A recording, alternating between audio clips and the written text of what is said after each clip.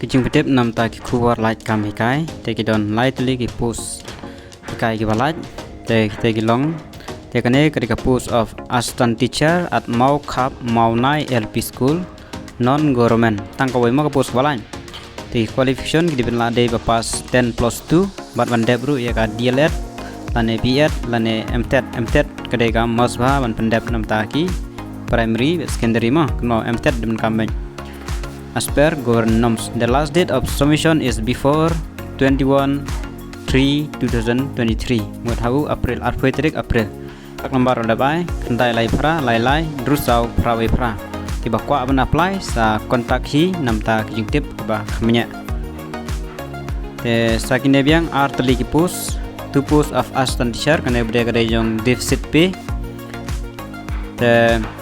kepada Hanong Tulu Secondary School D1 tekawai kedai ka post jong science teacher qualification di menong BSc lane MSc bat ka BEd kedai menon kambaj mah PCM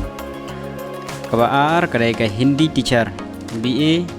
BEd with Hindi as one of the subject ya kaneru apply to the secretary MC on or before 17 March 2023 mau last date kedai kanyo tarik March arja apply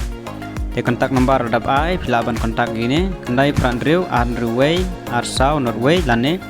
pra lai nyau sau not nyau sau san te kin sa inform ip nam ta ki jing tip ki ba khamya ta ki nei jing tip tulis bun